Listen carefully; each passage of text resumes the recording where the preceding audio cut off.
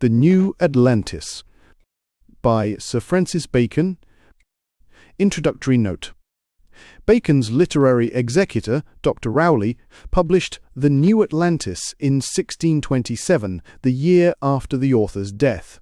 It seems to have been written about 1623, during that period of literary activity which followed Bacon's political fall.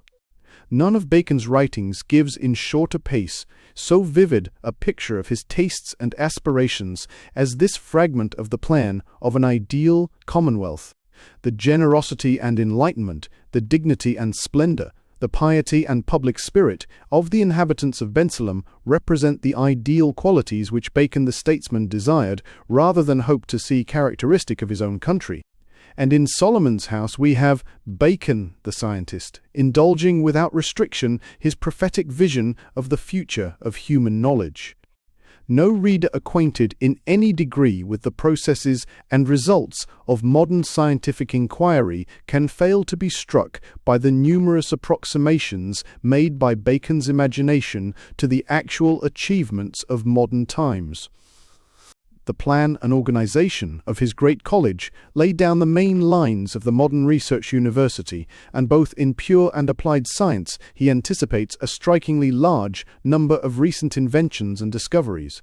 In still another way is The New Atlantis typical of Bacon's attitude. In spite of the enthusiastic and broad-minded schemes he laid down for the pursuit of truth, Bacon always had an eye to utility.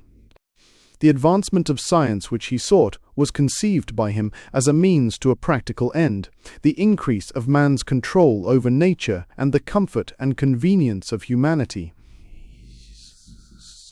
For pure metaphysics, or any form of abstract thinking that yielded no fruit, he had little interest, and this leaning to the useful is shown in the practical applications of the discoveries made by the scholars of Solomon's House.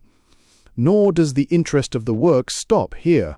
It contains much, both in its political and in its scientific ideals, that we have as yet by no means achieved, but which contain valuable elements of suggestion and stimulus for the future. The New Atlantis. A new Atlantis, and you related, are strengths. We sailed from Peru, where we had continued for the space of 1 whole year for China and Japan by the South Sea, taking with us victuals for 12 months, and had good winds from the east, though soft and weak, for 5 months' space and more. But the wind came about, and settled in the west for many days, so as we could make little or no way, and were sometime in purpose to turn back.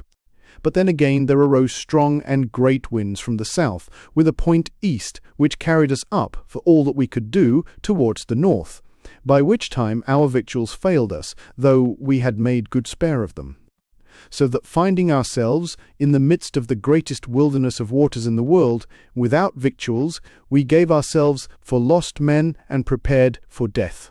Yet we did lift up our hearts and voices to God above, who showeth his wonders in the deep, beseeching him of his mercy, that, as in the beginning he discovered the face of the deep, and brought forth dry land, so he would now discover land to us, that we might not perish.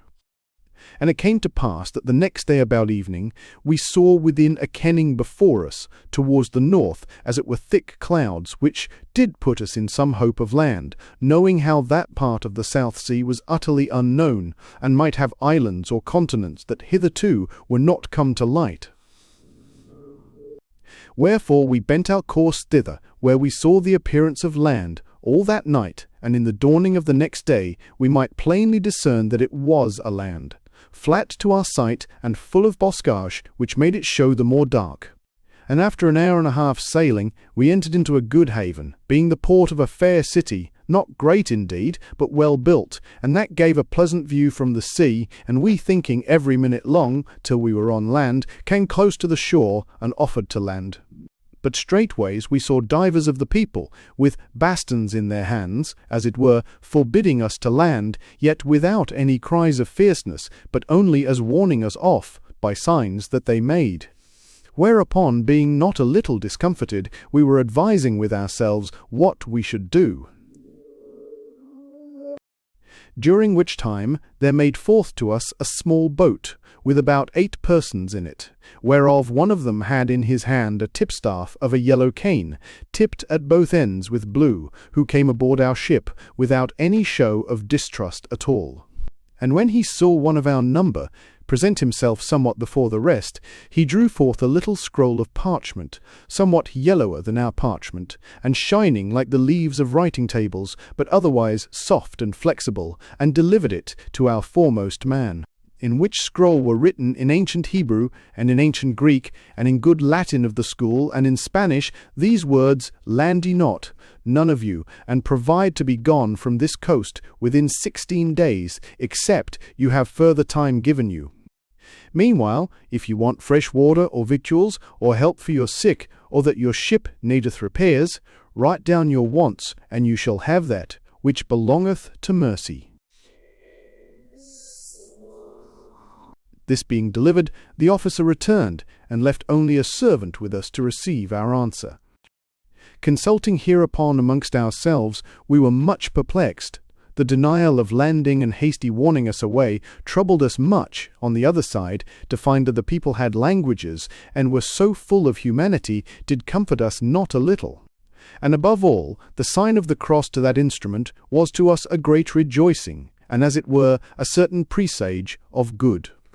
Our answer was in the Spanish tongue, that for our ship it was well, for we had rather met with calms and contrary winds than any tempests. For our sick they were many, and in very ill case, so that if they were not permitted to land, they ran danger of their lives. Our other wants we set down in particular, adding that we had some little store of merchandise, which, if it pleased them to deal for, it might supply our wants, without being chargeable unto them. We offered some reward in pistolets unto the servant, and a piece of crimson velvet to be presented to the officer, but the servant took them not, nor would scarce look upon them, and so left us, and went back in another little boat, which was sent for him. About 3 hours after we had dispatched our answer, there came towards us a person, as it seemed, of place. He had on him a gown with wide sleeves, of a kind of water chamois, of an excellent azure colour, fair more glossy than ours. His under apparel was green, and so was his hat, being in the form of a turban daintily made, and not so huge as the Turkish turbans, and the locks of his hair came down below the brims of it. A reverend man was he to behold. He came in a boat, gilt in some part of it, with 4 persons more only in that boat, and was followed by another boat, wherein were some 20. When he was come within a flight shot of our ship, signs were made to us, that we should send forth some to meet him upon the water, which we presently did in our ship-boat, sending the principal man amongst us, save 1, and 4 of our number with him. When we were come within 6 yards of their boat, they called to us to stay, and not to approach farther, which we did. And thereupon the man, whom I before described, stood up, and with a loud voice in Spanish asked, "Are ye Christians?" We answered, we were, fearing the less, because of the cross we had seen in the subscription. At which answer the said person lifted up his right hand towards heaven, and drew it softly to his mouth, which is the gesture they use when they thank God, or shy, and then said, "If ye will swear all of you by the merits of the Saviour, that ye are no pirates, nor have shed blood, lawfully nor unlawfully within 40 days past, you may have license to come on land." We said, we were all ready to take that oath. Whereupon one of those that were with him, being, as it seemed, a notary, made an entry of this act. Which done, another of the attendants of the great person, which was with him in the same boat, after his lord had spoken a little to him, said aloud, "My lord would have you know that it is not of pride or greatness that he cometh not aboard your ship, but for that in your answer you declare that you have many sick amongst you. He was warned by the conservator of health of the city that he should keep a distance." We bowed ourselves towards him, and answered, we were his humble servants, and accounted for great honour and singular humanity towards us that which was already done, but hoped well that the nature of the sickness of our men was not infectious. So he returned, and a while after came the notary to us aboard our ship, holding in his hand a fruit of that country, like an orange, but of colour between orange tawny and scarlet, which cast a most excellent odour. He used it, as it seemeth, for a preservative against infection. He gave us our oath by the name of Jesus and his merits, and after told us that the next day, by 6 of the clock in the morning, we should be sent to and brought to the stranger's house, so he called it, where we should be accommodated of things both for our whole and for our sick. So he left us, and when we offered him some pistolets, he, smiling, said he must not be twice paid for one labour, meaning, as I take it, that he had salary sufficient of the state for his service. For, as I after learned, they call an officer that taketh rewards twice paid. The next morning early there came to us the same officer that came to us at first with his cane, and told us he came to conduct us to the stranger's house, and that he had prevented the hour, because we might have the whole day before us for our business. For, said he, if you will follow my advice, there shall first go with me some few of you, and see the place, and how it may be made convenient for you, and then you may send for your sick, and the rest of your number, which ye will bring on land. We thanked him, and said that this care which he took of desolate strangers, God would reward. And so 6 of us went on land with him, and when we were on land, he went before us, and turned to us, and said, he was but our servant, and our guide. He led us through 3 fair streets, and all the way we went, there were gathered some people on both sides, standing in a row, but in so civil a fashion, as if it had been, not to wonder at us, but to welcome us, and divers of them, as we passed by them, put their arms a little abroad, which is their gesture, when they did bid any welcome. The stranger's house is a fair and spacious house, built of brick, of somewhat a bluer colour than our brick, and with handsome windows, some of glass, some of a kind of cambric oiled. He brought us first into a fair parlour above stairs, and then asked us what number of persons we were, and how many sick. We answered, we were in all, sick and whole, 51 persons, whereof our sick was 17. He desired us to have patience a little, and to stay till he came back to us, which was about an hour after, and then he led us to see the chambers which were provided for us, being in number 19.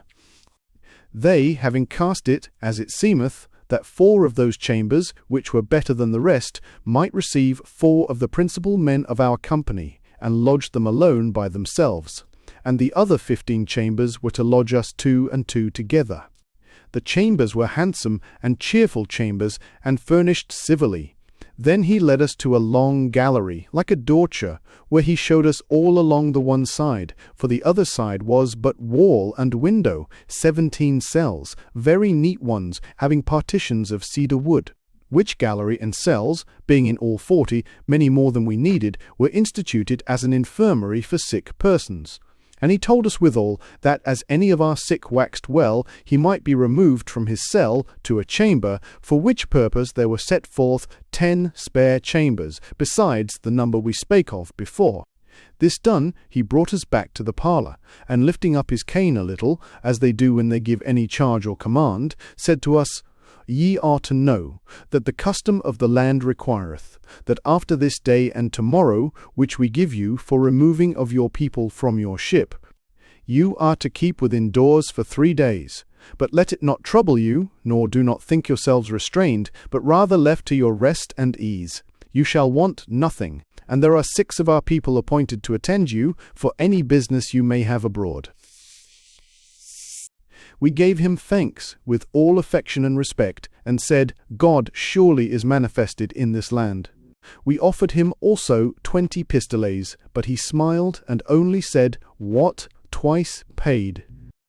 Soon after our dinner was served in, which was right good viands, both for bread and treat, better than any collegiate diet that I have known in Europe.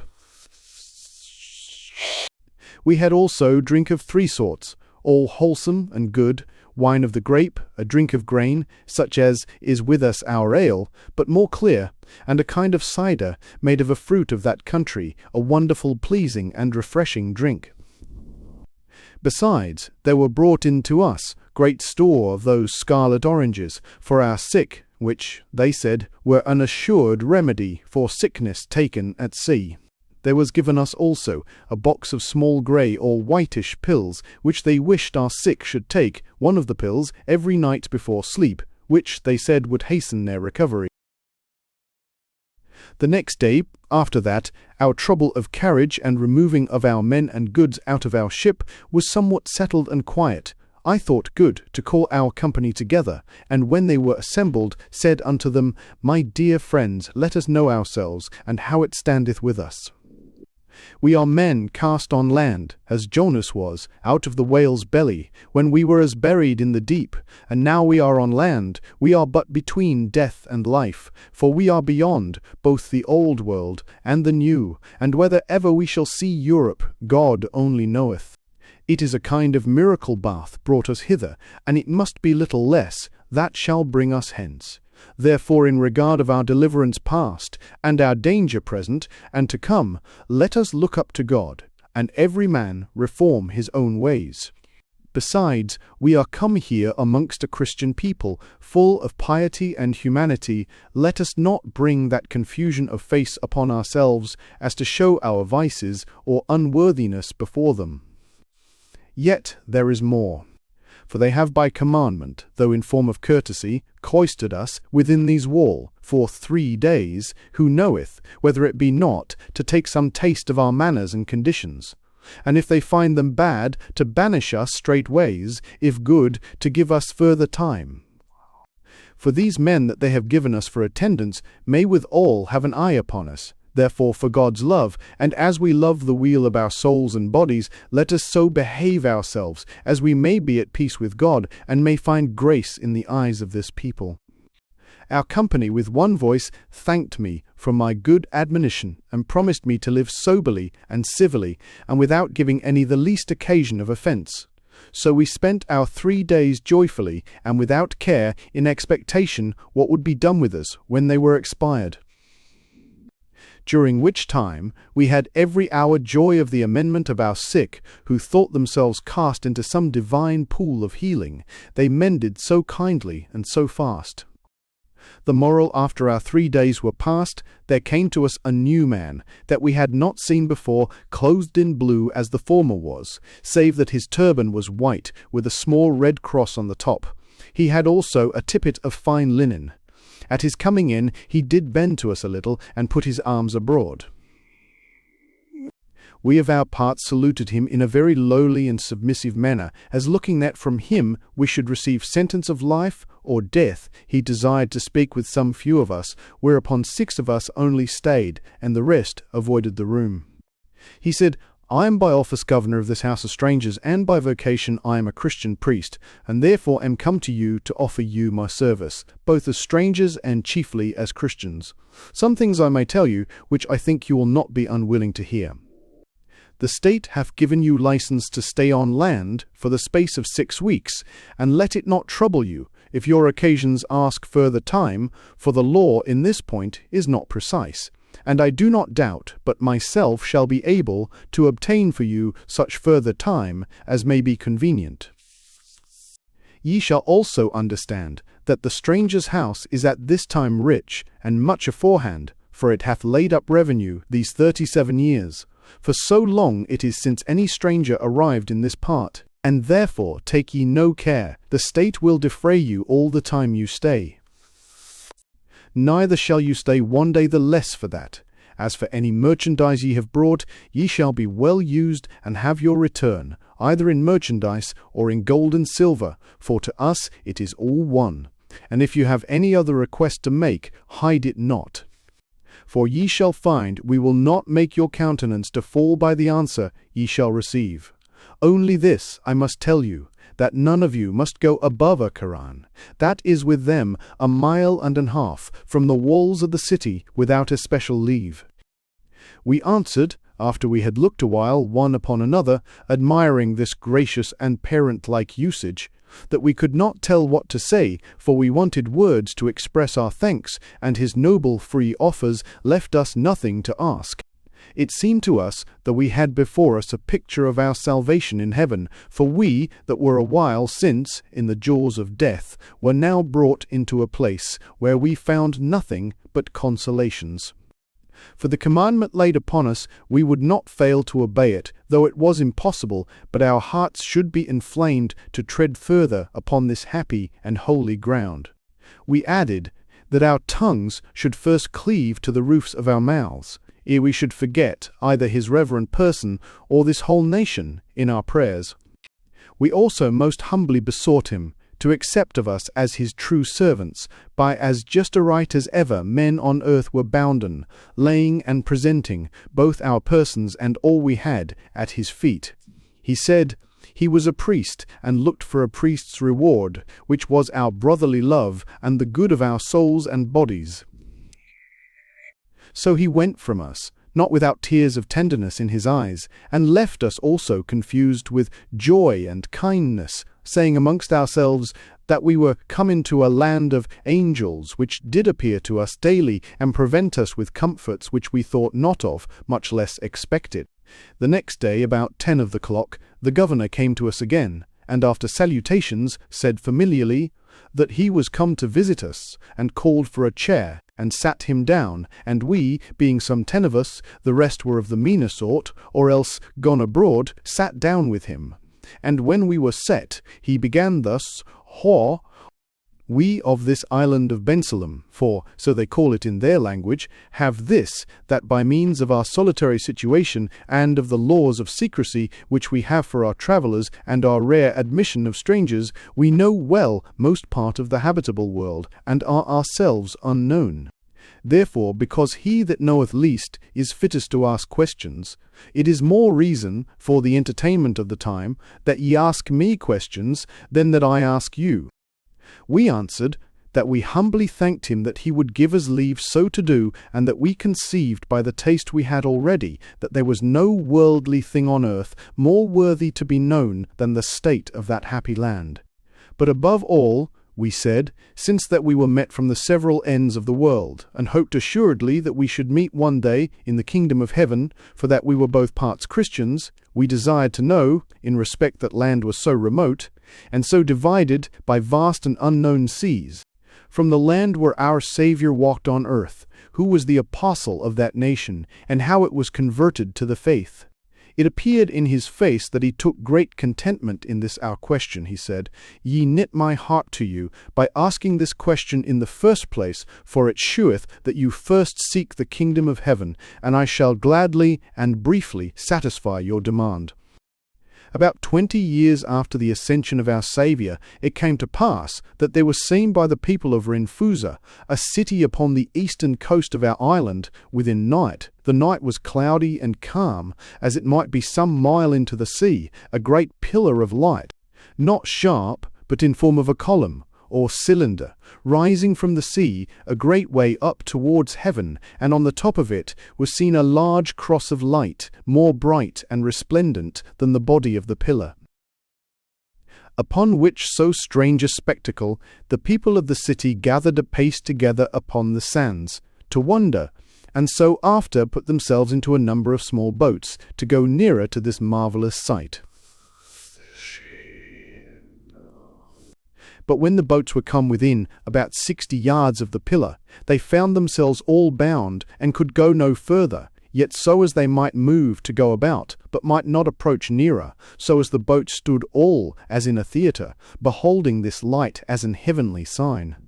It so fell out that there was in one of the boats one of the wise men of the Society of Salomon's House, which house, or college, my good brethren, is the very eye of this kingdom, who, having a while attentively and devoutly viewed and contemplated this pillar and cross, fell down upon his face, and then raised himself upon his knees, and lifting up his hands to heaven, made his prayers in this manner. Lord God of heaven and earth, thou hast vouchsafed of thy grace to those of our order, to know thy works of creation, and the secrets of them, and to discern, as far as appertaineth to the generations of men, between divine miracles, works of nature, works of art, and impostures, and illusions of all sorts. I do here acknowledge and testify before this people that the thing which we now see before our eyes is thy finger and a true miracle. And forasmuch as we learn in our books that thou never workest miracles, but to divine and excellent end, for the laws of nature are thine own laws, and thou exceedest them not, but upon great cause we most humbly beseech thee to prosper this great sign, and to give us the interpretation and use of it in mercy, which thou dost in some part secretly promise by sending it unto us. When he had made his prayer, he presently found the boat he was in, movable and unbound, whereas all the rest remained still fast. And taking that for an assurance of leave to approach, he caused the boat to be softly and with silence rowed towards the pillar.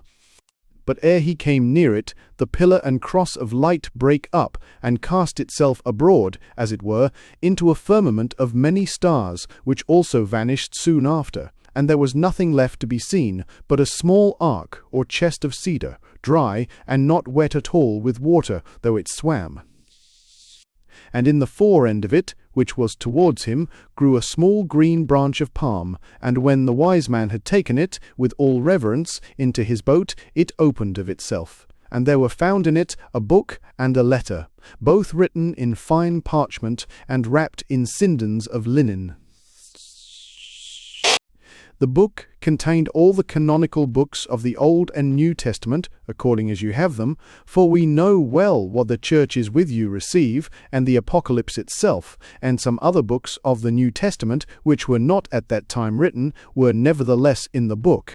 And for the letter it was in these words: I, Bartholomew, a servant of the highest and apostle of Jesus Christ, was warned by an angel that appeareth to me in a vision of glory, that I should commit this ark to the floods of the sea.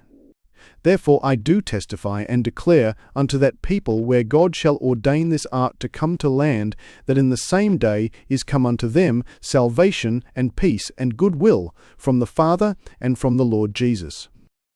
There was also in both these writings, as well, the book, as the letter wrought a great miracle, conformed to that of the apostles, in the original gift of tongues.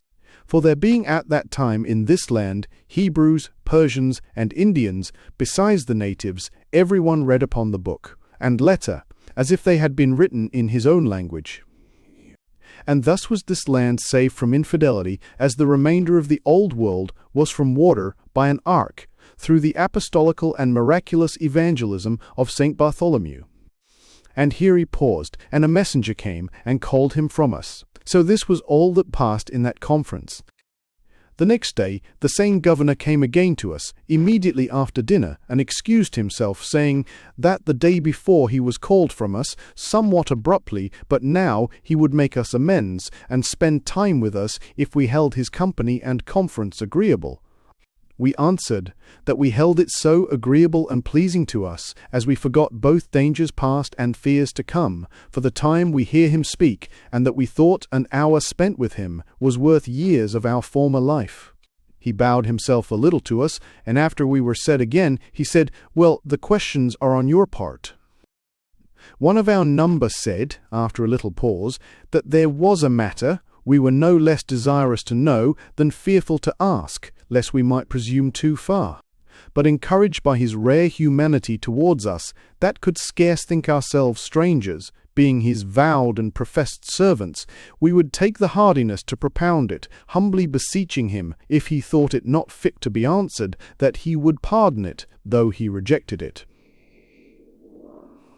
We well observe those his words, which he formerly spake, that this happy island, where we now stood, was known to few, and yet knew most of the nations of the world, which we found to be true, considering they had the languages of Europe, and knew much of our state and business, and yet we in Europe, notwithstanding all the remote discoveries and navigations of this last age, never heard of the least inkling or glimpse of this island.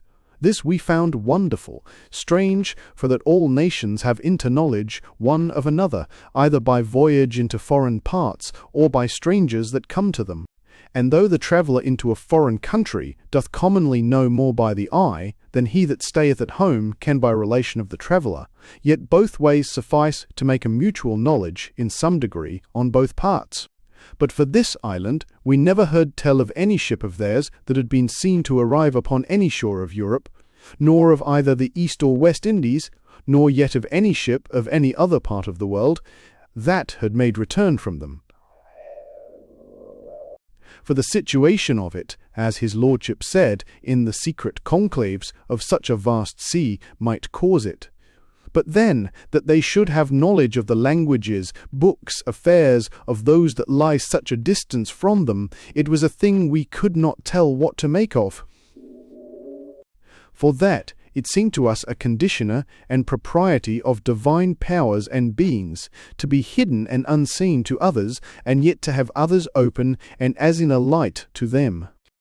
At this speech the governor gave a gracious smile, and said that we did well to ask pardon for this question. We now asked, for that it imported, as if we thought this land a land of magicians that sent forth spirits of the air into all parts to bring them news and intelligence of other countries. It was answered by us all, in all possible humbleness, but yet with a countenance taking knowledge that we knew that he spake it, but merrily that we were apt enough to think there was somewhat supernatural in this island, but yet rather as angelical than magical. But to let his lordship know truly what it was that made us tender and doubtful to ask this question, it was not any such conceit, but because we remembered he had given a touch in his former speech that this land had laws of secrecy touching strangers. To this he said, You remember it aright, and therefore, in that I shall say to you, I must reserve some particulars which it is not lawful for me to reveal, but there will be enough left to give you satisfaction. You shall understand that which perhaps you will scarce think credible, that about 3,000 years ago, or somewhat more, the navigation of the world, especially for remote voyages, was greater than at this day. Do not think with yourselves that I know not how much it is increased with you. Within these 60 years I know it well, and yet I say greater then than now, whether it was that the example of the ark that saved the remnant of men from the universal deluge gave men confidence to adventure upon the waters, or what it was, but such is the truth. The Phoenicians, and especially the Tyrians, had great fleets. So had the Carthaginians their colony, which is yet further west. Toward the east, the shipping of Egypt and of Palestine was likewise great. China also, and the great Atlantis, that you call America, which have now but junks and canoes, abounded then in tall ships. This island, as appeareth by faithful registers of those times, had then 1,500 strong ships of great content. Of all this there is with you sparing memory, or none, but we have large knowledge thereof.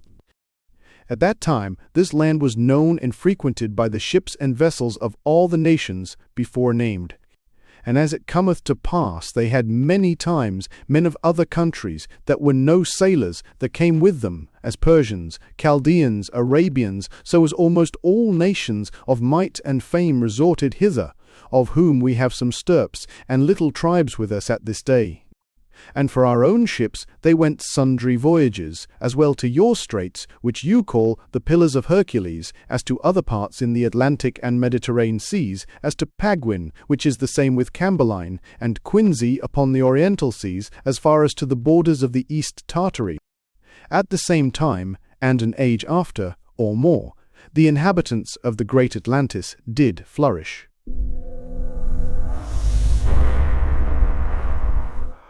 For though the narration and description, which is made by a great man with you, that the descendants of Neptune planted there, and of the magnificent temple, palace, city, and hill, and the manifold streams of goodly navigable rivers, which as so many chains environed the same site and temple, and the several degrees of ascent, whereby men did climb up to the same, as if it had been a scala coeli, be all poetical and fabulous, yet so much is true that the said country of Atlantis, as well that of Peru, then called Coya, as that of Mexico, then named Tarambil, were mighty and proud kingdoms in arms, shipping, and riches, so mighty as at one time, or at least within the space of 10 years, they both made 2 great expeditions, they of Tyramble through the Atlantic to the Mediterranean Sea, and they of Coya through the South Sea upon this our island.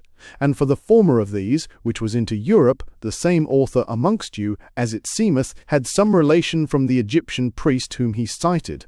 For assuredly such a thing there was, but whether it were the ancient Athenians that had the glory of the repulse and resistance of those forces, I can say nothing, but certain it is there never came back either ship or man from that voyage. Neither had the other voyage of those of Coya upon us had better fortune, if they had not met with enemies of greater clemency. For the king of this island, by name Altabin, a wise man and a great warrior, knowing well both his own strength and that of his enemies, handled the matter so, as he cut off their land forces from their ships, and entoiled both their navy and their tamp with a greater power than theirs, both by sea and land. Arid compelled them to render themselves without striking stroke, and after they were at his mercy, contenting himself only with their oath that they should no more bear arms against him, dismissed them all in safety. But the divine revenge overtook not long after those proud enterprises, for within less than the space of 100 years, the great Atlantis was utterly lost and destroyed, not by a great earthquake, as your man saith, for that whole tract is little subject to earthquakes, but by a particular deluge or inundation. Those countries having, at this day, far greater rivers and far higher mountains to pour down waters than any part of the old world. But it is true that the same inundation was not deep, not past 40 foot in most places from the ground, so that although it destroyed man and beast generally, yet some few wild inhabitants of the wood escaped. Birds also were saved by flying to the high trees and woods, for as for men, although they had buildings in many places, higher than the depth of the water, yet that inundation, though it were shallow, had a long continuance, whereby they of the vale that were not drowned perished for want of food and other things necessary. So as marvel you not at the thin population of America, nor at the rudeness and ignorance of the people, for you must account your inhabitants of America as a young people, younger 1,000 years at the least than the rest of the world. For that there was so much time between the universal flood and their particular inundation. For the poor remnant of human seed, which remained in their mountains, peopled the country again slowly, by little, and being simple and savage people, not like Noah and his sons, which was the chief family of the earth, and they were not able to leave letters, arts, and civility to their posterity. And having likewise in their mountainous habitations been used, in respect of the extreme cold of those regions, to clothe themselves with the skins of tigers, bears, and great hairy goats that they have in those parts, when after they came down into the valley, and found the intolerable heats which are there, and knew no means of lighter apparel, they were forced to begin the custom of going naked, which continueth at this day. Only they take great pride and delight in the feathers of birds, and this also they took from those their ancestors of the mountains, who were invited unto it by the infinite flights of birds that came up to the high grounds, while the waters stood below. So you see, by this main accident of time, we lost our traffic with the Americans, with whom, of all others in regard they lay nearest to us, we had most commerce. As for the other parts of the world, it is most manifest that in the ages following, whether it were in respect of wars, or by a natural revolution of time, navigation did everywhere greatly decay. And specially far voyages, the rather by the use of galleys, and such vessels as could hardly brook the ocean, were altogether left and omitted. So then, that part of intercourse which could be from other nations to sail to us, you see how it hath long since ceased, except it were by some rare accident, as this of yours. But now of the cessation of that other part of intercourse, which might be by our sailing to other nations, I must yield you some other cause. For I cannot say, if I shall say truly, but our shipping, for number, strength, mariners, pilots, and all things that appertain to navigation, is as great as ever, and therefore why we should sit at home, I shall now give you an account by itself, and it will draw nearer to give you satisfaction to your principal question.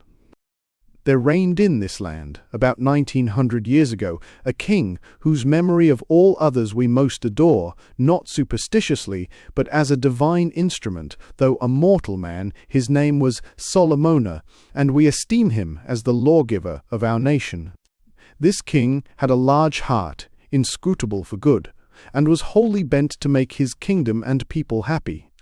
He therefore, taking into consideration how sufficient and substantive this land was to maintain itself without any aid at all of the foreigner, being 5,600 miles in circuit, and of rare fertility of soil in the greatest part thereof, and finding also the shipping of this country might be plentifully set on work, both by fishing and by transportations from port to port, and likewise by sailing unto some small islands that are not far from us, and are under the crown and laws of this state.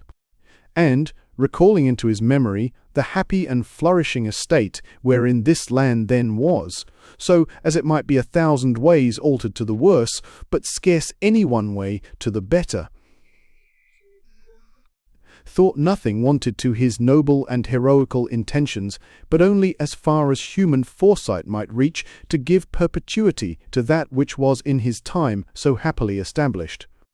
Therefore, amongst his other fundamental laws of this kingdom, he did ordain the interdicts and prohibitions which we have touching entrance of strangers, which at that time, though it was after the calamity of America, was frequent, doubting novelties, and commixture of manners. It is true, the like law against the admission of strangers without license is an ancient law in the kingdom of China, and yet continued in use.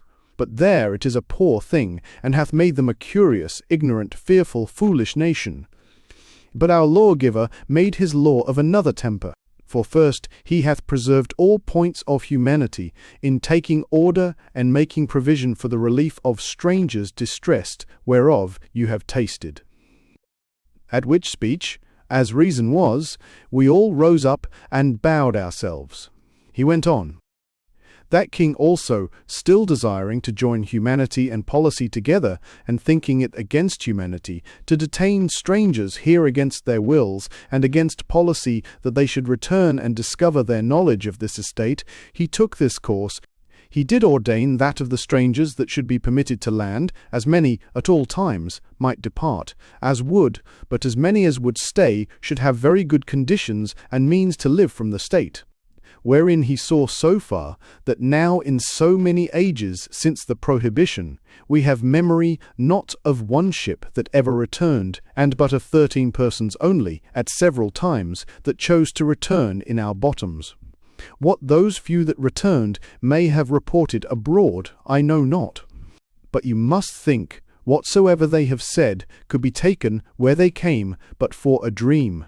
Now for our travelling from henna into parts abroad, our lawgiver thought fit altogether to restrain it. So is it not in China?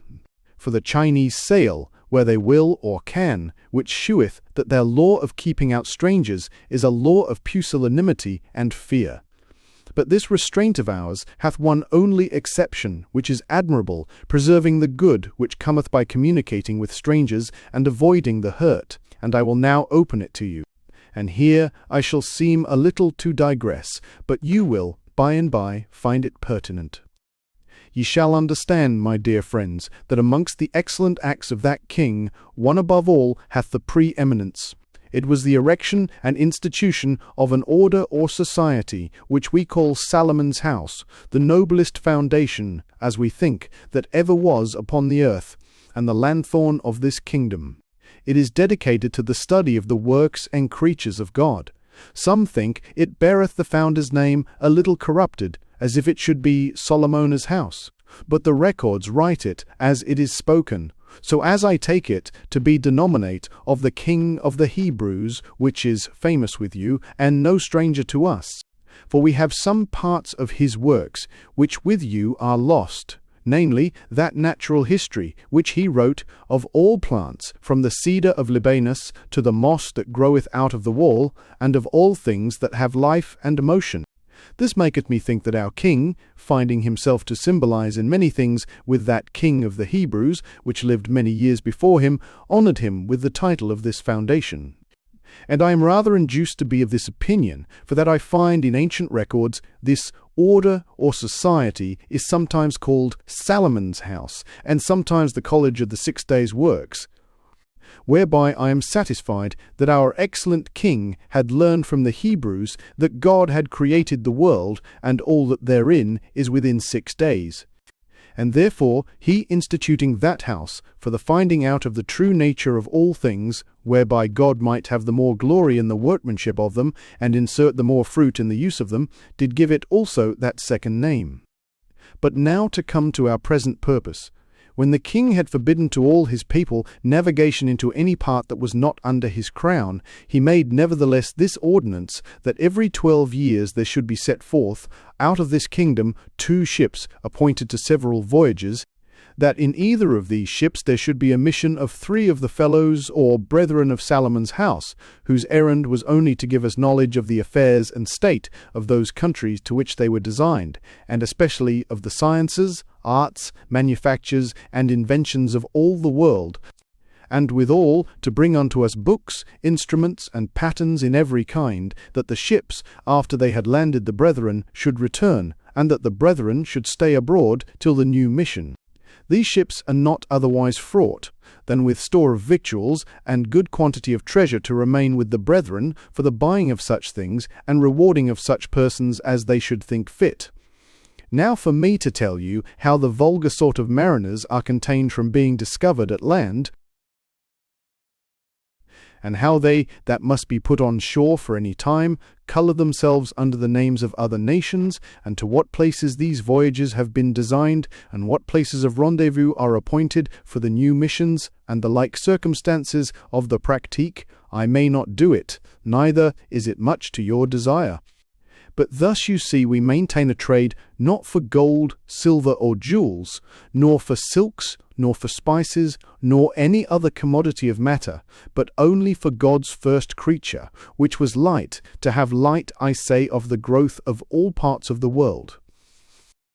And when he had said this, he was silent, and so were we all, for indeed we were all astonished to hear so strange things so probably told. And he, perceiving that we were willing to say somewhat, but had it not ready in great courtesy, took us off, and descended to ask us questions of our voyage and fortunes, and in the end concluded that we might do well to think with ourselves what time of stay we would demand of the state, and bade us not to scant ourselves, for he would procure such time as we desired, whereupon we all rose up, and presented ourselves to kiss the skirt of his tippet, but he would not suffer us, and so took his leave. But when it came once amongst our people that the state used to offer conditions to strangers that would stay, we had work enough to get any of our men to look to our ship, and to keep them from going presently to the governor to crave conditions. But with much ado we refrained them, till we might agree what course to take. We took ourselves now for free men, seeing there was no danger of our utter perdition, and lived most joyfully, going abroad, and seeing what was to be seen in the city and places adjacent within our tedder, and obtaining acquaintance with many of the city not of the meanest quality, at whose hands we found such humanity, and such a freedom and desire to take strangers, as it were, into their bosom, as was enough to make us forget all that was dear to us in our own countries, and continually we met with many things right worthy of observation and relation, as indeed, if there be a mirror in the world worthy to hold men's eyes, it is that country. One day there were 2 of our company bidden to a feast of the family, as they call it. A most natural, pious, and reverend custom it is, shewing that nation to be compounded of all goodness. This is the manner of it. It is granted to any man that shall live to see 30 persons descended of his body alive together, and all above 3 years old, to make this feast, which is done at the cost of the state. The father of the family, whom they call the Tirsan, 2 days before the feast, taketh to him 3 of such friends as he liketh to choose, and is assisted also by the governor of the city, or place where the feast is celebrated, and all the persons of the family, of both sexes, are summoned to attend him. These 2 days the Tirsan sitteth in consultation concerning the good estate of the family. There, if there be any discord or suits between any of the family, they are compounded and appeased. There, if any of the family be distressed or decayed, order is taken for their relief and competent means to live. There, if any be subject to vice or take ill courses, they are reproved and censured. So, likewise, direction is given touching marriages, and the courses of life which any of them should take, with divers other, the like orders and advices. The governor assisteth, to the end to put in execution by his public authority the decrees and orders of the Tirsan, if they should be disobeyed, though that seldom needeth, such reverence and obedience they give to the order of nature. The Tirsan doth also then ever choose one man from among his sons, to live in house with him, who is called ever after the son of the vine. On the feast day the father or Tirsan cometh forth after divine service into a large room where the feast is celebrated, which room hath an half-pace at the upper end. Against the wall, in the middle of the half-pace, is a chair placed for him, with a table and carpet before it. Over the chair is a state, made round or oval, and it is of ivy, an ivy somewhat whiter than ours, like the leaf of a silver asp, but more shining, for it is green all winter. And the state is curiously wrought with silver and silk of divers colours, broiding or binding in the ivy, and is ever of the work of some of the daughters of the family, and veiled over at the top with a fine net of silk and silver. But the substance of it is true, ivy, whereof, after it is taken down, the friends of the family are desirous to have some leaf or sprig to keep. The Tirsan cometh forth with all his generation or lineage, the males before him, and the females following him. And if there be a mother from whose body the whole lineage is descended, there is a traverse placed in a loft above, on the right hand of the chair, with a privy door and a carved window of glass, leaded with gold and blue, where she sitteth, but is not seen. When the Tirsan is come forth, he sitteth down in the chair, and all the lineage place themselves against the wall, both at his back and upon the return of the half-pace, in order of their years, without difference of sex, and stand upon their feet. When he is set, or inchta, or inchta, or inchta, the room being always full of company, but well kept, and without disorder, after some pause, there cometh in from the lower end of the room a taratan, which is as much as an herald, and on either side of him 2 young lads, whereof one carrieth a scroll of their shining yellow parchment, and the other a cluster of grapes of gold, with a long foot or stalk. The herald and children are clothed with mantles of sea-water green satin, but the herald's mantle is streamed with gold, and hath a train. Then the herald with 3 courtesies, or rather inclinations, cometh up as far as the half-pace, and there first taketh into his hand the scroll. This scroll is the king's charter, containing gifts of revenue, and many privileges, exemptions, and points of honour, granted to the father of the family, and is ever styled and directed, to such do one our well-beloved friend and creditor, which is a title proper only to this case. For they say the king is debtor to no man, but for propagation of his subjects. The seal set to the king's charter is the king's image, embossed or moulded in gold, and though such charters be expedited, of course, and as of right, yet they are varied by discretion, according to the number and dignity of the family. This charter the herald readeth aloud, and while it is read, the father or Tirsan standeth up supported by 2 of his sons, such as he chooseth. Then the herald mounteth the half-pace, and delivereth the charter into his hand, and with that there is an acclamation by all that are present in their language, which is thus much: Happy are the people of Ben Salem. Then the herald taketh into his hand from the other child the coster of grapes, which is of gold, both the stalk and the grapes. but the grapes are daintily enamelled, and if the males of the family be the greater number, the grapes are enamelled purple, with a little sun set on the top. If the females, then they are enamelled into a greenish yellow with a crescent on the top. The grapes are in number as many as there are descendants of the family. This golden cluster the herald delivereth also to the Tirsan, who presently delivereth it over to that son that he had formerly chosen to be in a house with him, who beareth it before his father as an ensign of honour when he goeth in public ever after, and is thereupon called the Son of the Vine.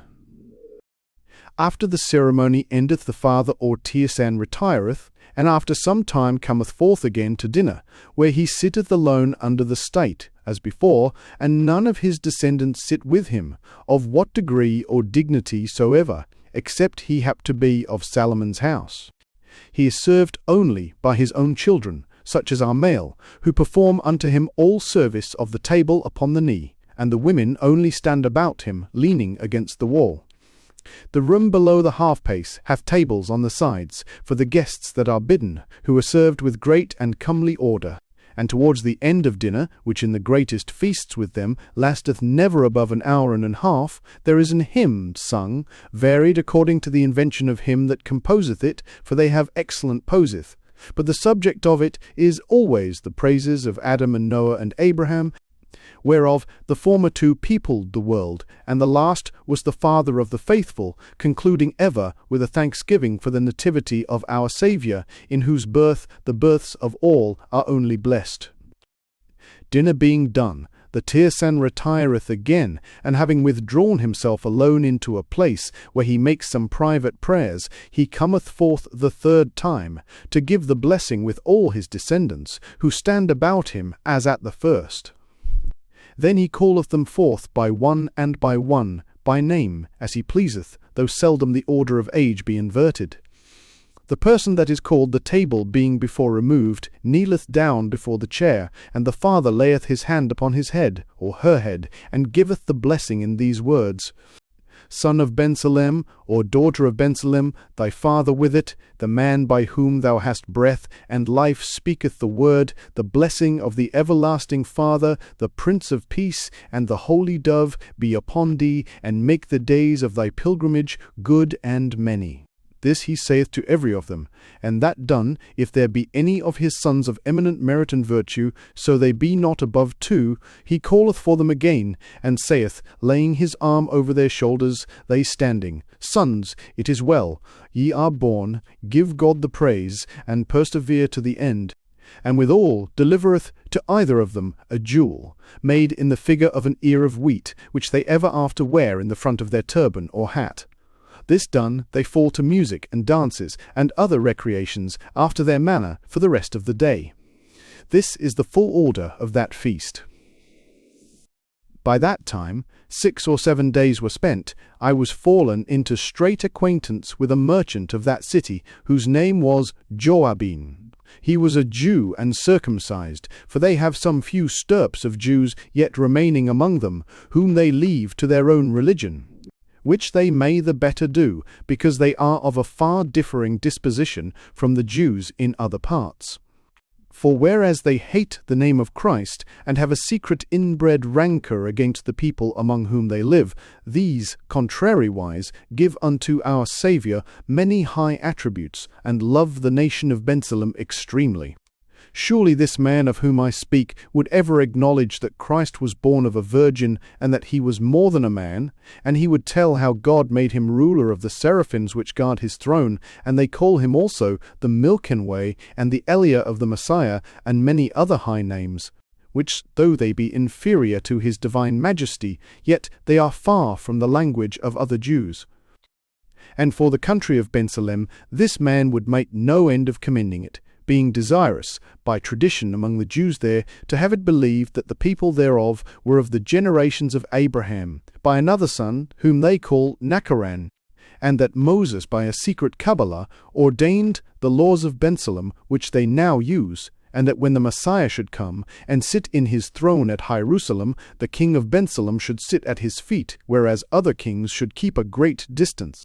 But yet, setting aside these Jewish dreams, the man was a wise man, and learned, and of great policy, and excellently seen in the laws and customs of that nation. Amongst other discourses, one day I told him I was much affected with the relation I had, from some of the company, of their custom, in holding the feast of the family, for that, methought, I had never heard of a solemnity wherein nature did so much preside. And because propagation of families proceedeth from the nuptial copulation, I desired to know of him what laws and customs they had concerning marriage, and whether they kept marriage well, and whether they were tied to one wife. For that, where population is so much affected, and such as with them it seemed to be, there is commonly permission of plurality of wives. To this he said, You have reason for to commend that excellent institution of the feast of the family. And indeed we have experienced that those families that are partakers of the blessing of that feast do flourish and prosper ever after in an extraordinary manner. But hear me now, and I will tell you what I know. You shall understand that there is not under the heavens so chaste a nation as this of Bensalem, nor so free from all pollution or foulness. It is the Virgin of the world.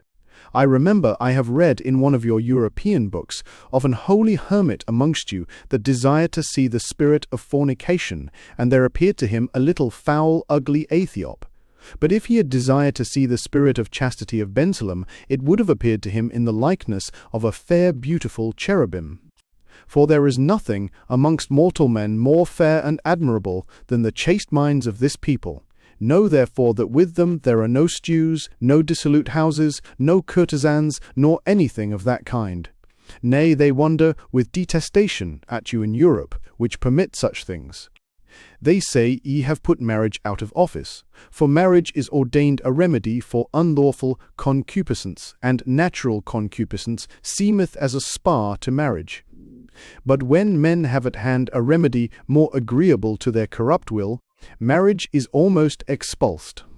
And therefore there are with you seen infinite men that marry not, but chose rather a libertine and impure single life, than to be yoked in marriage, and many that do marry, marry late, when the prime and strength of their years is past. And when they do marry, what is marriage to them but a very bargain, wherein is sought alliance, or portion, or reputation, with some desire almost indifferent of issue, and not the faithful nuptial union of man and wife that was first instituted. Neither is it possible that those that have cast away so basely so much of their strength should greatly esteem children, being of the same matter, as chaste men do. So likewise during marriage is the case much amended, as it ought to be if those things were tolerated only for necessity. No, but they remain still as a very affront to marriage. The haunting of those dissolute places, or resort to courtesans, are no more punished in married men than in bachelors. And the depraved custom of change, and the delight in meretricious embracements, where sin is turned into art, maketh marriage a dull thing, and a kind of imposition or tax. They hear you defend these things as done to avoid greater evils, as advoutries, deflowering of virgins, unnatural lust, and the like. But they say this is a preposterous wisdom, and they call it Lot's offer, who to save his guests from abusing offered his daughters, nay, they say farther, that there is little gained in this, for that the same vices and appetites do still remain and abound. Unlawful lust being like a furnace, that if you stop the flames altogether, it will quench, but if you give it any vent, it will rage. As for masculine love, they have no touch of it, and yet there are not so faithful and inviolate friendships in the world again, as are there, and to speak generally, as I said before, I have not read of any such chastity in any people as theirs. And their usual saying is, that whosoever is unchaste cannot reverence himself, and they say that the reverence of a man's self is, next to religion, the chiefest bridle of all vices. And when he had said this, the good Jew paused a little, whereupon I, far more willing to hear him speak on than to speak myself, yet thinking it decent that upon his pause of speech I should not be altogether silent, said only this, that I would say to him, as the widow of Sarepta said to Elias, that he was come to bring to memory our sins, and that I confess the righteousness of Bensalem was greater than the righteousness of Europe. At which speech he bowed his head and went on in this manner. They have also many wise and excellent laws touching marriage. They allow no polygamy. They have ordained that none do intermarry or contract until a month be passed from their first interview. Marriage without consent of parents they do not make void, but they mulct it in the inheritors, for the children of such marriages are not admitted to inherit above a third part of their parents' inheritance. I have read in a book of one of your men of a feigned commonwealth, where the married couple are permitted, before they contract, to see one another naked. This they dislike, for they think it a scorn to give a refusal after so familiar knowledge, but because of many hidden defects in men and women's bodies, they have a more civil way, for they have near every town a couple of pools, which they call Adam and Eve's pools, where it is permitted to one of the friends of the men and another of the friends of the woman to see them severally bathe naked. And as we were thus in conference, there came one that seemed to be a messenger, in a rich huke, that spake with the Jew, whereupon he turned to me and said, You will pardon me, for I am commanded away in haste. The next morning he came to me again, joyful as it seemed, and said, There is word come to the governor of the city that one of the fathers of Salomon's house will be here this day 7 night. We have seen none of them this dozen years. His coming is in state, but the cause of his coming is secret. I will provide you and your fellows of a good standing to see his entry. I thanked him and told him I was most glad of the news. The day being come, he made his entry. He was a man of middle stature and age, comely of person, and had an aspect as if he pitied men. He was clothed in a robe of fine black cloth, with wide sleeves and a cape. His undergarment was of excellent white linen down to the foot, girt with a girdle of the same, and a sindon or tippet of the same about his neck. He had gloves that were curious, and set with stone, and shoes of peach-coloured velvet. His neck was bare to the shoulders. His hat was like a helmet, or Spanish montera, and his locks curled below it. Decently, they were of colour brown. His beard was cut round, and of the same colour with his hair, somewhat lighter. He was carried in a rich chariot without wheels, litterwise, with 2 horses at either end, richly trapped in blue velvet embroidered, and 2 footmen on each side in the like attire. The chariot was all of cedar, gilt, and adorned with crystal, save that the fore end had panels of sapphires set in borders of gold, and the hinder end the like of emeralds of the Peru colour. There was also a sun of gold, radiant, upon the top, in the midst, and on the top before, a small cherub of gold, with wings displayed. The chariot was covered with cloth of gold tissued upon blue. He had before him 50 attendants, young men all, in white satin loose coats to the mid-leg, and stockings of white silk, and shoes of blue velvet, and hats of blue velvet, with fine plumes of diverse colours, set round like hatbands. Next before the chariot went 2 men, bareheaded, in linen garments down the foot, girt, and shoes of blue velvet, who carried, the one a crosier, the other a pastoral staff like a sheep-hook, neither of them of metal, but the crosier of balm, wood, the pastoral staff of cedar. Horsemen he had none, neither before nor behind his chariot, as it seemeth, to avoid all tumult and trouble. Behind his chariot went all the officers and principals of the companies of the city.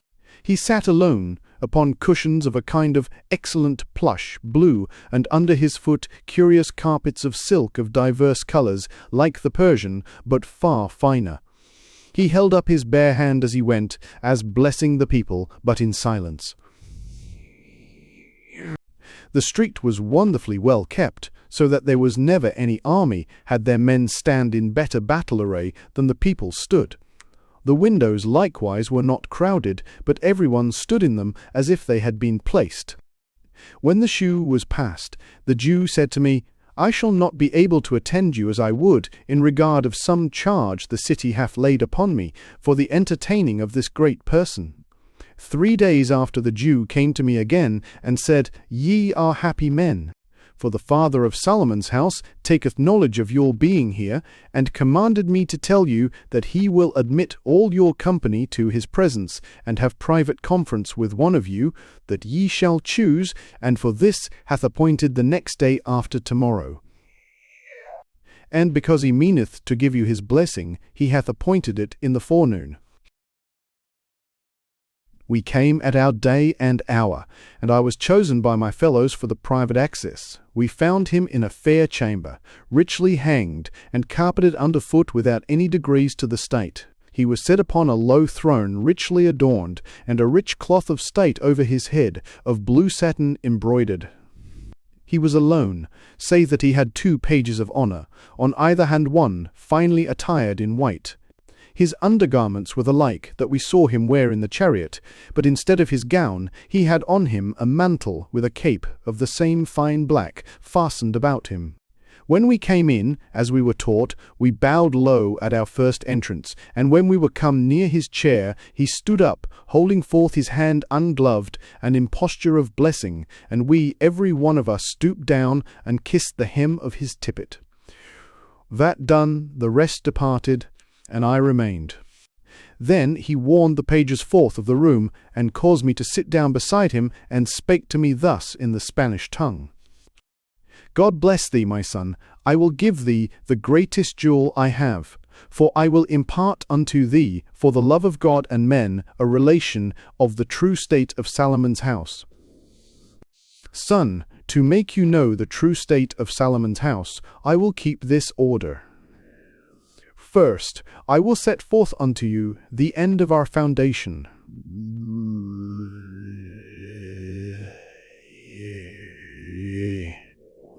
Secondly, the preparations and instruments we have for our works. Thirdly, the several employments and functions whereto our fellows are assigned. And fourthly, the ordinances and rites which we observe. The end of our foundation is the knowledge of causes and secret motions of things, and the enlarging of the bounds of human empire to the effecting of all things possible. The preparations and instruments are these. We have large and deep caves of several depths. The deepest are sunk 600 fathom, and some of them are digged and made under great hills and mountains, so that if you reckon together the depth of the hill and the depth of the cave, they are, some of them, above 3 miles deep. For we find that the depth of a hill and the depth of a cave from the flat is the same thing, both remote alike from the sun and heaven's beams and from the open air. These caves we call the lower region, and we use them for all coagulations, indurations, refrigerations, and conservations of bodies. We use them likewise for the imitation of natural mines, and the producing also of new artificial metals, by compositions and materials which we use, and lay there for many years. We use them also sometimes, which may seem strange, for curing of some diseases, and for prolongation of life in some hermits that choose to live there, well accommodated of all things necessary, and indeed live very long, by whom also we learn many things. We have burials in several earths, where we put diverse cements, as the Chineses do their porcelain. But we have them in greater variety, and some of them more fine. We have also great variety of composts and soils for the making of the earth fruitful. We have high towers, the highest about 1/2 mile in height, and some of them likewise set upon high mountains, so that the vantage of the hill with the tower is in the highest of them 3 miles at least. And these places we call the upper region, accounting the air between the high places and the low as a middle region. We use these towers according to their several heights and situations for insulation, refrigeration, conservation, and for the view of divers meteors, as winds, rain, snow, hail, and some of the fiery meteors also. And upon them, in some places, are dwellings of hermits, whom we visit sometimes and instruct what to observe. We have great lakes, both salt and fresh, whereof we have use for the fish and fowl. We use them also for burials of some natural bodies, for we find a difference in things buried in earth or in air, below the earth, and things buried in water. We have also pools, of which some do strain fresh water out of salt, and others by art do turn fresh water into salt. We have also some rocks in the midst of the sea, and some bays upon the shore for some works, wherein is required the air and vapour of the sea. We have likewise violent streams and cataracts, which serve us for many motions, and likewise engines for multiplying and enforcing of winds, to set also on going diverse motions. We have also a number of artificial wells and fountains, made in imitation of the natural sources and baths, as tincted upon vitriol, sulphur, steel, brass, lead, nitre, and other minerals. And again, we have little wells for infusions of many things, where the waters take the virtue quicker and better than in vessels or basins. And amongst them we have a water which we call water of paradise, being, by that we do to it, made very sovereign for health and prolongation of life. We have also great and spacious houses, where we imitate and demonstrate meteors, as snow, hail, rain, some artificial rains of bodies and not of water, thunders, lightnings, also generations of bodies in air, as frogs, flies, and divers others. We have also certain chambers, which we call chambers of health, where we qualify the air as we think good and proper for the cure of divers diseases and preservation of health. We have also fair and large baths, of several mixtures, for the cure of diseases and the restoring of man's body from arefaction, and others for the confirming of it in strength of sinews, vital parts, and the very juice and substance of the body.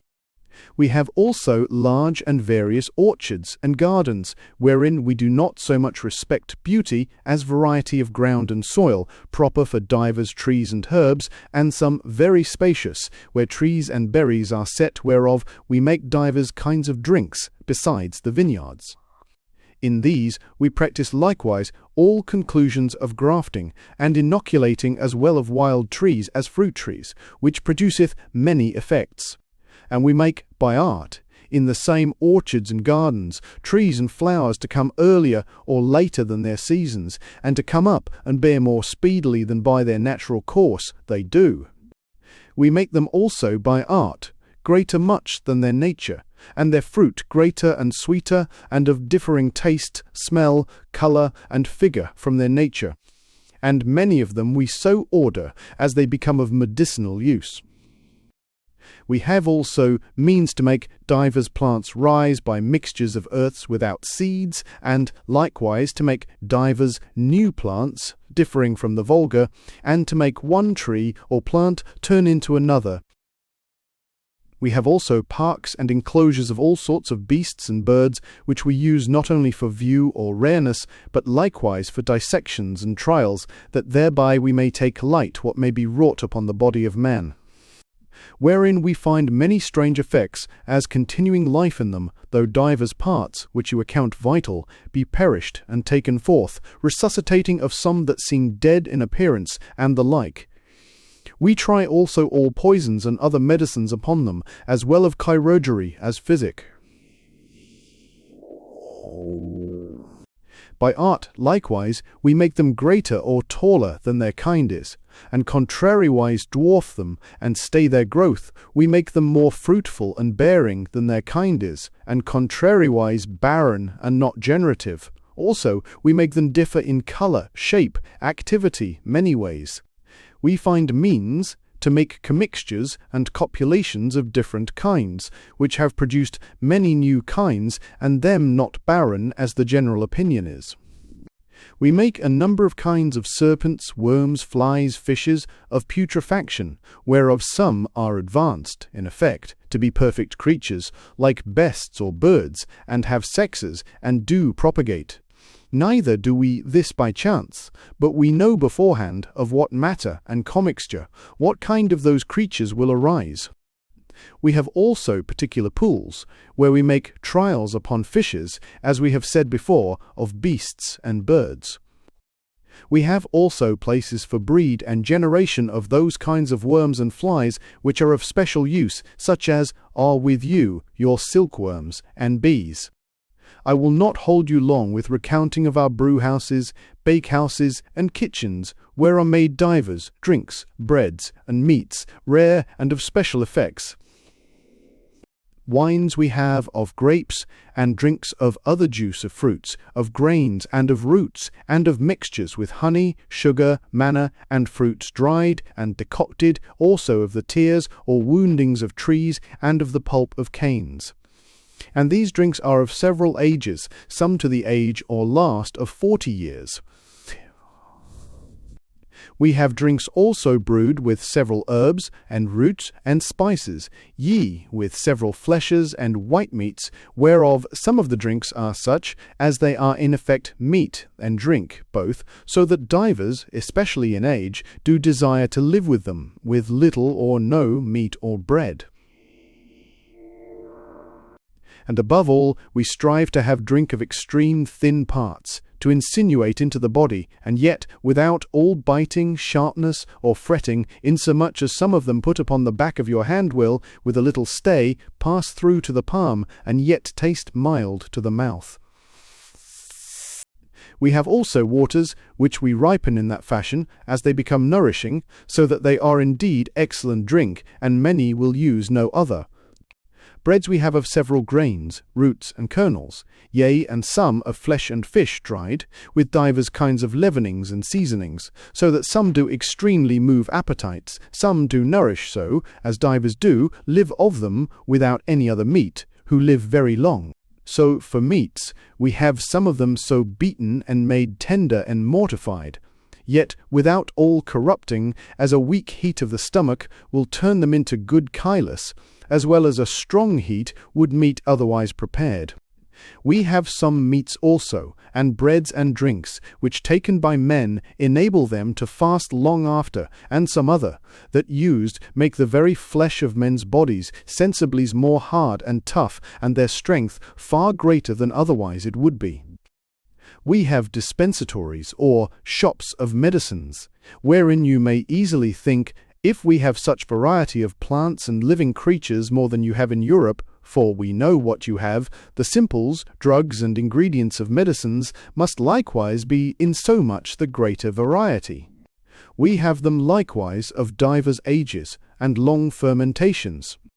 And for their preparations we have not only all manner of exquisite distillations and separations, and especially by gentle heats and percolations through divers strainers, yea, and substances, but also exact forms of composition, whereby they incorporate almost as they were natural simples. We have also divers mechanical arts which you have not, and stuffs made by them, as papers, linen, silks, tissues, dainty works of feathers of wonderful lustre, excellent dyes, and many others, and shops likewise, as well for such as are not brought into vulgar use amongst us, as for those that are.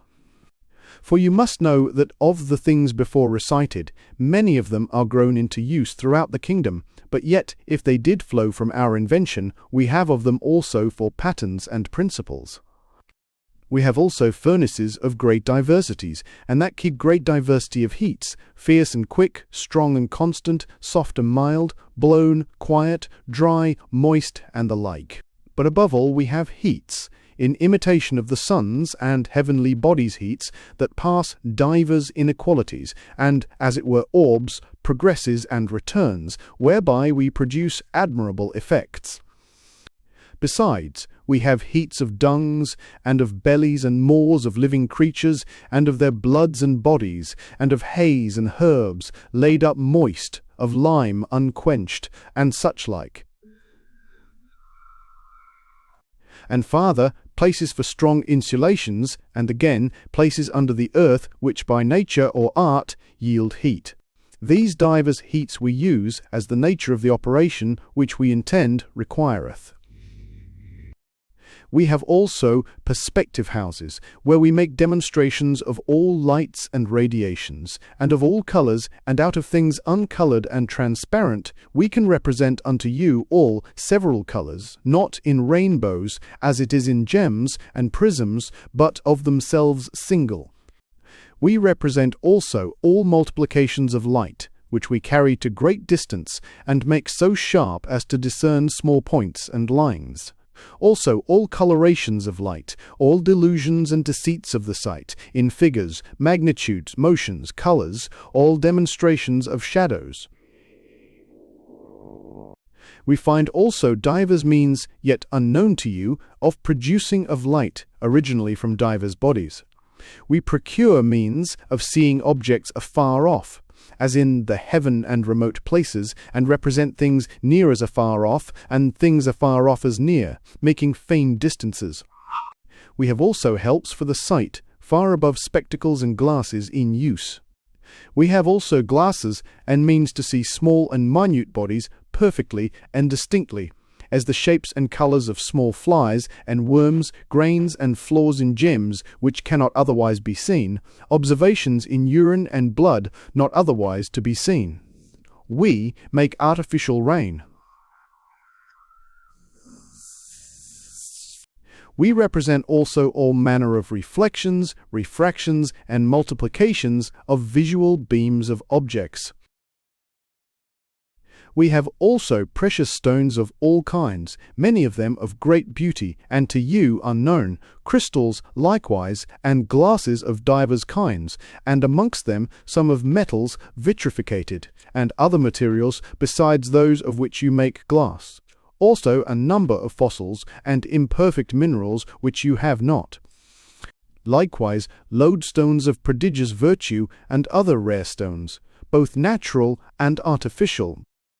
We have also sound houses, where we practice and demonstrate all sounds, and their generation. We have harmonies, which you have not, of quarter sounds, and lesser slides of sounds. Divers instruments of music likewise to you are known, some sweeter than any you have, together with bells and rings that are dainty and sweet. We represent small sounds as great and deep. Likewise great sounds extenuate and sharp. We make divers tremblings and warblings of sounds, which in their original are entire. We represent and imitate all articulate sounds and letters, and the voices and notes of beasts and birds. We have certain helps, which set to the ear do further the hearing greatly.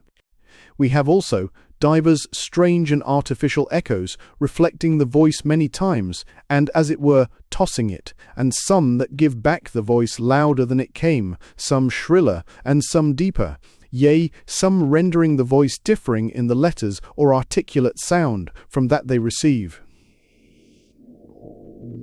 We have also means to convey sounds in trunks and pipes, in strange lines and distances.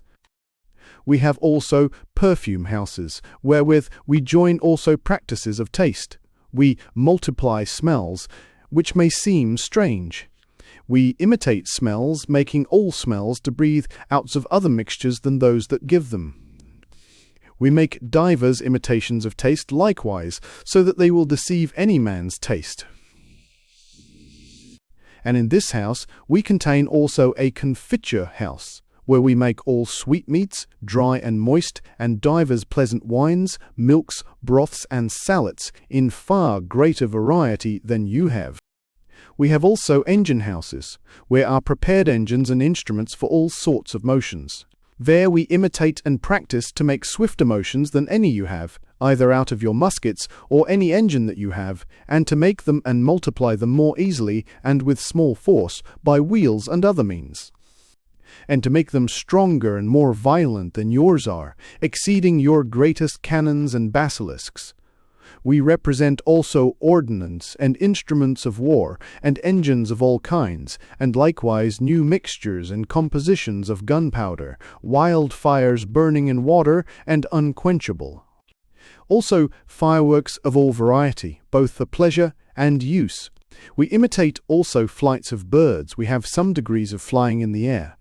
We have ships and boats for going under water, and brooking of seas, also swimming girdles and supporters. We have divers curious clocks and other like motions of return and some perpetual motions. We imitate also motions of living creatures by images of men, beasts, birds, fishes, and serpents. We have also a great number of other various motions, strange for equality, fineness, and subtlety. We have also a mathematical house, where are represented all instruments, as well of geometry as astronomy, exquisitely made. We have also houses of deceits of the senses, where we represent all manner of feats of juggling, false apparitions, impostures, and illusions, and their fallacies. And surely you will easily believe that we, that have so many things truly natural, which induce admiration, could in a world of particulars deceive the senses, if we would disguise those things and labour to make them seem more miraculous. But we do hate all impostures and lies, insomuch as we have severely forbidden it to all our fellows, under pain of ignominy and fines, that they do not show any natural work or thing, adorned or swelling, but only pure as it is, and without all affectation of strangeness. These are, my son, the riches of Salomon's house. For the several employments and offices of our fellows, we have 12 that sail into foreign countries, under the names of other nations. For our own we conceal, who bring us the books, and abstracts, and patterns of experiments of all other parts. These we call merchants of light. We have 3 that collect the experiments which are in all books. These we call depredators. We have 3 that collect the experiments of all mechanical arts, and also of liberal sciences, and also of practices which are not brought into arts. These we call mystery men. We have 3 that try new experiments, such as themselves think good. These we call pioneers or miners. We have 3 that draw the experiments of the former 4 into titles and tables, to give the better light for the drawing of observations and axioms out of them. These we call compilers. We have 3 that bend themselves, looking into the experiments of their fellows, and cast about how to draw out of them things of use and practice for man's life, and knowledge as well for works as for plain demonstration of causes, and the easy and clear discovery of the virtues and parts of bodies. These we call dowry men or benefactors.